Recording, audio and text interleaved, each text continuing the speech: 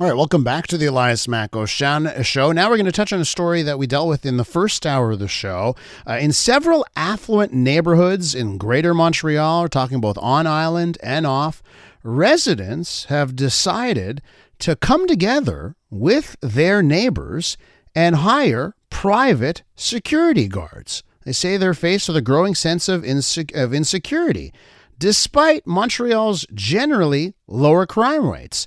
Now, wealthy neighbors pooling their resources to hire security guards. Let's talk a little bit more about this, how it works, with Marc Lambert. He's executive director with the Canadian Group of Private Security. Marc, welcome to the program. Hi, thank you. So, just how much is this happening now? What type of interest are you seeing in private security guards for neighborhoods? Way more than you can expect. And what's behind it? In car stealing, car stolen, night trespassing, all of those things make the people more insecure, and they call us because we are already on scene. So we are able to deterrent and intervene on the spot instead of calling a police officer and expect to come at the right time. So, listen, I get a concern with car theft, right? I mean, some people, they may have pretty expensive cars, but if I'm in that situation, and again, I'm not in this situation, but I'm thinking, well, let me put my car in the garage. There's insurance for a reason. And those are the things. I don't know if I'd go down to, okay, I'm going to get with my neighbors and spend $1,000 a month on private security. So why not use other methods before going out and hiring security? You can, and it exists 1,000 of possibilities you can use before using a security guard in the front of your neighborhood. But at the end of the story, which one gonna make the arrest or be enough interesting to avoid to be stolen and call your insurance and get your money back and waiting. And because the real problem we've seen more is the people, the theft goes in the house even if you're there. So that's the most scary part, and that's the most reason why they hired us. How does it work? Let's say my neighbors and I were thinking about it. We want to get together. How would we hire a private security firm? Super easy. Technically, it's working the opposite way. So let's say you've been robbed, you called us, and we're gonna propose you to go see your neighbor to get down your bill instead of paying it alone. So it will be way more easier for you to cover it instead of having it like the full charge. So yeah, you just called. A simple Google search about security guard, and you call the company you find. Not much company doing it, and we don't work as the same way everyone, but yeah, it's super easy. Like just as a Google search, you can do it and get some different code and choose between which one is the best for you. How many people you think? How many neighbors? How many houses do you think need to get together where it starts to become actually pretty cost-effective, affordable to protect yourself like this? Let's say you got 8-hour night, so 10 to 6 in the morning. 7 days a week, cover like all the holidays, so Christmas, New Year, and all of those one. If you want a fixed charge and no other like plus on your package, it's let's say at around 190 houses, 190. 190 houses, and that leads to how much per house? Around 115 a month. Oh, okay. So if you get 190 houses, it'll be $115 a month. Okay. Yeah. And it's super easy. I mean, I'm pretty sure you pay more for your television at the moment. Well, that's the thing, right? Once you can get, I can see how it works like that, right? Once you get a substantial amount of houses, the cost just falls quite a bit.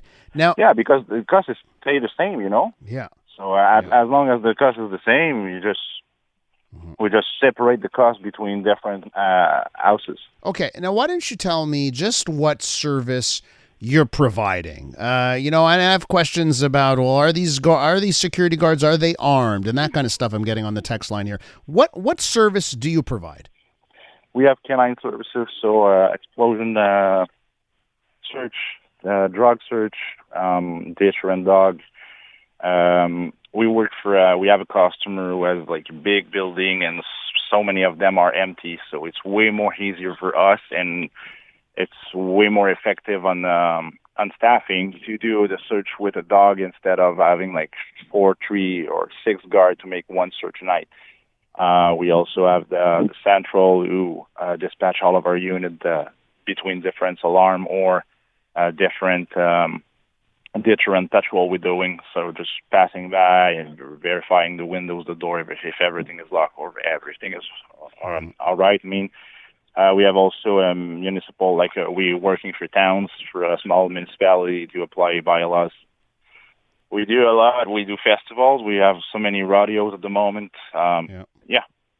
And just on, what you can do when you see something, right? Like, so what does the law allow you to do?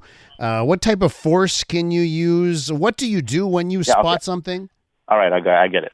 According to the Article 494 of the Canadian Criminal Code, every citizen can make an arrest if they are witnesses or they have major suspicion about, like, let's say you see broken window and a guy walking with a hammer in his hand. You can make like the correlation and make the arrest. We train our guard to arrest, and we train our guard to respect the risks. That means if we see like 3 guys getting out of a car with firearms, let's say in our car, call the police services and get as much detail as you can. So let's say plate, marks, model, around the year of the car, how many guys, how they were dressed, where they go, where they come from, where they go after the act. So with all of those information we can provide to detective, we can make this investigation moving way much forward instead of having no one on the scene. And if the risk is okay, we can make an arrest. So our guard's going to step out of our vehicle, go to them, make the arrest if he can do it, and if he's okay with that. And at the same time, he's going to contact our dispatch center. The dispatch center will dispatch police on scene. And the priority on the call is way much different when life are involved instead of it's just object are being stolen. Yeah. How's the relationship with the police? Do the police appreciate the work you do? Yeah. I mean, because with their understaffing, they don't have the time to respond to all of those tasks. Like when no life is implied in it, I mean, we're gonna take care of life, and after all, we're gonna take care of objects. Yeah. So when we are here and when we facilitate the investigation, because we have way more information. Let's say I'm in your neighborhood for the whole week, and every night I see like a Toyota Corolla around 2007 with the license plate, blah blah blah, and when cops come and I can say, I see that car's coming every week. Oh, okay. So we start this investigation with that instead of we start with nothing. Yeah. It's interesting, like all of those advantages that you highlight there. Marc, listen, I want to thank you for coming on. Some of our listeners are very interested in services like yours. Thanks again. It was my pleasure. Thank you for calling. That's Marc Lambert. He's Executive Director with the Canadian Group of Private Security. And just for the listeners who were texting in during that segment, La Presse had a piece on this, private security being hired. We just talked about some of the costs there, right? And it can be as low as $115 a month. As Marc was explaining, that's if 190 homes get together, right? So 190 homes, it'll cost about $115 a month if you can get that. As La Presse reports, sometimes it's far fewer citizens getting together, and they're spending about $1,000 a month if you've got lower numbers there.